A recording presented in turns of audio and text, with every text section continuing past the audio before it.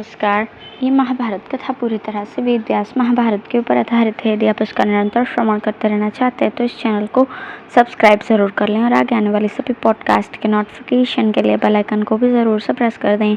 अब हम सुनेंगे कुंडल लेकर उत्तंक का लौटना, मार्ग में उन कुंडलों का अपहरण होना और अग्निदेव की कृपा से फिर उन्हें प्राप्त करके गुरुपत्नी को देना। वैशंपायन जी कहते हैं, जन्मेजय, रानी मदयंती की बात सुनकर उत्तंक मुनि ने महाराज मित्र सह सौदास के पास आकर उनसे कोई पहचान मांगी। तब इक्ष्वाकु वंशियों में श्रेष्ठ नरेश ने पहचान के रूप में रानी को सुनाने के लिए एक निम्नांकित संदेश दिया। सौदास बोले, प्रिय, मैं जिस दुर्गति में पड़ा हूँ ये मेरे कल्याण करने वाली नहीं है तथा इसके सिवा अब दूसरी कोई गति भी नहीं है। मेरे इस विचार को जानकर तुम अपने दोनों मणिमय कुंडल इन ब्राह्मण देवता को दे दो। यह सुनकर महर्षि उत्तंक रानी के पास गए और उन्होंने राजा की कही हुई बात वहां ज्यों के त्यों सुना दी। महारानी मदयंती ने स्वामी का वचन सुनकर उसी समय अपने मणिमय कुंडल उत्तंक मुनि को दे दिए। कुंडल प्राप्त करके उत्तंक मुनि पुनः राजा के पास आकर बोले, महाराज, आपके गूढ़ वचन का अभिप्राय क्या है, उसे मैं सुनना चाहता हूँ। सौदास ने कहा, ब्राह्मण, क्षत्रिय लोग सृष्टि के प्रारंभ काल से ही ब्राह्मणों की पूजा करते चले आ रहे हैं। तथापि कभी कभी ब्राह्मणों की ओर से भी क्षत्रियों के लिए बहुत से दोष प्रकट हो जाया करते हैं। मैं सदा ही ब्राह्मणों को प्रणाम किया करता था, किंतु एक ब्राह्मण के ही श्राप से मुझे ये दोष, ये दुर्गति प्राप्त हुई है। मैं मदयंती के साथ यहाँ रहता हूँ। मुझे इस दुर्गति से छुटकारा पाने का कोई उपाय नहीं दिखाई देता। अब इस लोक में रहकर सुख पाने अथवा परलोक में स्वर्गीय सुख भोगने के लिए दूसरी कोई गति नहीं दिख पड़ती। कोई भी राजा ब्राह्मणों के साथ विरोध करके न तो इस लोक में चैन से रह सकता है और न परलोक में ही सुख प्राप्त कर सकता है। यही मेरे गूढ़ संदेश का तात्पर्य है। अच्छा, अब आपकी इच्छा के अनुसार ये मणिमय कुंडल मैंने आपको दे दिए। अब आपने जो प्रतिज्ञा की है उसको सफल कीजिए। उत्तंक ने कहा, राजन, मैं अपनी प्रतिज्ञा का पालन करूँगा, पुनः आपके अधीन हो जाऊँगा, किंतु इस समय आपके एक प्रश्न पूछने के लिए आपके पास लौट कर आया हूँ। सौदास ने कहा, विप्रवर, आप इच्छानुसार प्रश्न कीजिए, मैं आपकी बात का उत्तर दूंगा। आपके मन में जो भी संदेह होगा उसका निवारण करूंगा। इसमें मुझे कुछ विचार करने की आवश्यकता नहीं पड़ेगी। उत्तंक ने कहा, राजन, धर्म निपुण विद्वानों ने उसी को ब्राह्मण कहा है जो अपनी वाणी का संयम करता हो, सत्यवादी हो। जो मित्रों के साथ विषमता का बर्ताव करता है उसे चोर माना गया है। आज आपके साथ मेरी मित्रता हो गई है, इसलिए आप मुझे अच्छी सलाह दीजिए। बताइए, आप जैसे पुरुष के पास फिर मुझे लौट कर आना चाहिए या नहीं? सौदास ने कहा, विप्रवर, यदि आप मुझसे उचित बात कहलाना चाहते हैं तो मेरा यही कहना है कि आप किसी तरह मेरे पास न आएं। इसी में आपका कल्याण दिखाई देता है। यदि आएंगे तो निसंदेह आपकी मृत्यु हो जाएगी। वैशंपायन जी कहते हैं, जन्मेजय, इस प्रकार बुद्धिमान राजा सौदास के मुख से उचित और हित की बात सुनकर उनकी आज्ञा लेकर उत्तंक मुनि अहिल्या के पास चल दिए। गुरुपत्नी का प्रिय करने के लिए दोनों दिव्य कुंडल हस्तगत करके वे बड़े वेग से गौतम के आश्रम की ओर जा रहे थे। रानी मदयंती के कथन अनुसार उन्हें उन कुंडलों की रक्षा का भी ध्यान था, इसलिए वे उनको काले मृगछाले में बांध कर ले जा रहे थे। रास्ते में एक स्थान पर उन्हें बड़े जोर की भूख लगी। वहां पास ही फलों के भार से झुका हुआ एक बेल का वृक्ष दिखाई दिया। महर्षि उत्तंक उस वृक्ष पर चढ़ गए और मृगछाले को उन्होंने उसकी एक शाखा में बांध दिया।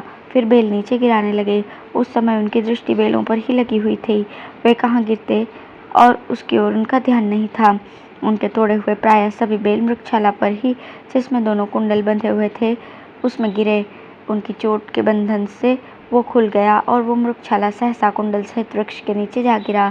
वहाँ ऐरावत कुल में उत्पन्न एक नाग पहले से उपस्थित था। मृगशाला के अंदर रखे हुए उन मणिमय कुंडलों पर जब उसकी दृष्टि पड़ी तो उसने झपट कर उन्हें मुंह में दबा लिया और एक वल्मीक के अंदर घुसकर कुंडल सहित गायब हो गया। सांप के द्वारा कुंडलों की चोरी होती देख उत्तंक मुनि उद्विग्न हो उठे और अत्यंत क्रोध में भरकर वृक्ष से नीचे कूद पड़े। नीचे आकर एक लकड़ी से वे वल्मीक के अंदर की बील खोदने लगे। उनके मन में तनिक भी घबराहट नहीं हुई। लगातार 35 दिनों तक वे बिल खोदने के कार्य में जुटे रहे।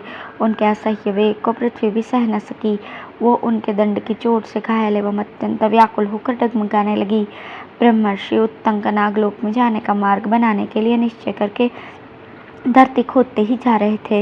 यह देखकर महातेजस्वी इंद्र घोड़े जुते हुए रथ पर बैठकर हाथ में वज्र लिए हुए उस स्थान पर आए और विप्रवर उत्तंक से मिले। इंद्र उत्तंक के दुख से दुखी थे, अतः ब्राह्मण का वेश बनाकर वे उनसे बोले, ब्राह्मण, ये काम तुम्हारे वश का नहीं है। नागलोक यहाँ से हजारों योजन दूर है। इस काष्ठ के डंडे से वहाँ का रास्ता नहीं बनाया जा सकता। मेरी समझ में ये काम तुम्हारे लिए असाध्य है। उत्तंक ने कहा, ब्राह्मण, यदि नागलोक में जाकर उन कुंडलों को प्राप्त करना मेरे लिए असंभव है तो मैं आपके सामने ही अभी अपने प्राण त्याग देता हूँ। वज्रधारी इंद्र जब किसी तरह उत्तंक को अपने निश्चय से हटा न सके तो उनके डंडे के अग्रभाग में अपने वज्रास्त्र को जोड़ दिया। उस वज्र के प्रहार से पृथ्वी विदीर्ण हो गई और नागलोक का रास्ता बन गया। उसके द्वारा नागलोक में प्रवेश करके उन्होंने देखा कि वो लोक हजारों योजन विस्तृत है। उनके चारों ओर दिव्य मणिमुक्ताओं से अलंकृत अनेकों प्राकार हैं। वहाँ स्फटिक मणि की बनी हुई सीढ़ियों से सुशोभित बावड़ियाँ, निर्मल जल वाली अनेकों नदियाँ और विहग वृंद से शोभायमान बहुतेरे सुंदर सुंदर वृक्ष हैं। नागलोक का बाहरी दरवाजा 100 योजन ऊंचा और 5 योजन चौड़ा है। नागलोक की ये विशालता देखकर उत्तंक मुनि दीन हो गए। अब उन्हें फिर कुंडल पाने की आशा न रही। इसी समय उनके पास एक घोड़ा आया, जिसकी पूंछ के बाल सफेद और काले तथा आंख और मुंह लाल थे। वो अपने तेज से प्रज्वलित हो रहा था। उसने उत्तंक से कहा, पुत्र, मेरे अपान मार्ग में फूंक मारो, इससे तुम्हें कुंडल मिल जाएंगे। ऐरावत का पुत्र तुम्हारे कुंडल चुरा कर ले आया है। मेरी गुदा में फूंक मारने से तुम घृणा न करो, क्योंकि गौतम के आश्रम में रहते समय तुमने अनेकों बार ऐसा किया है। उत्तंक ने पूछा, गुरुदेव के आश्रम पर मैंने कभी आपका दर्शन किया है, इस बात का ज्ञान मुझे कैसे हो? और आपके कथन अनुसार वहाँ रहते समय पहले मैं जो अनेकों काम कर चुका हूँ वो क्या है, ये सुनना चाहता हूँ। घोड़े ने कहा, ब्राह्मण, मैं तुम्हारे गुरु का भी गुरु जात वेदा अग्नि हूँ। तुमने अपने गुरु के लिए सदा पवित्र रहकर विधिवत मेरी पूजा की है, इसलिए मैं तुम्हारा कल्याण करूँगा। अब तुम मेरे बताए अनुसार कार्य करो, विलंब न करो।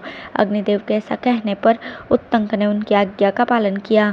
इससे प्रसन्न होकर वे नागलोक को भस्म करने के लिए प्रज्वलित हो उठे। जिस समय ब्राह्मण ने फूंक मारी उसी समय उस स्वरूपधारी अग्नि के रोम रोम से जोर जोर से धुआं उठने लगा। नागलोक को भयभीत करने वाला था वो धुआं इतना बढ़ा कि वहाँ कुछ सूझ नहीं पड़ता था। ऐरावत के घर में हाहाकार मच गया। वासुकी आदि मुख्य मुख्य नागों के घर धूम से आच्छादित हो गए। उनमें अंधेरा छा गया। वैसे जान पड़ते थे मानो कुहासे से ढके हुए पर्वत और वन हों।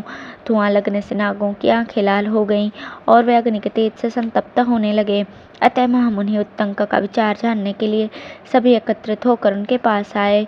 उस समय उन अत्यंत तेजस्वी महर्षि का दृढ़ निश्चय सुनकर उनकी आंखें भय से कातर हो गईं तथा सबने उनका विधिवत पूजन किया। अंत में सभी नाग बूढ़े और बालकों के आगे करके हाथ जोड़कर मस्तक झुकाकर प्रणाम करते हुए बोले, भगवान, हम पर प्रसन्न हो जाइए, हम आपके कुंडल लौटाए देते हैं। इस प्रकार ब्राह्मण देवता को प्रसन्न करके नागों ने उन्हें पाद्य और अर्घ्य निवेदन किया और वे दिव्य कुंडल भी वापस कर दिए।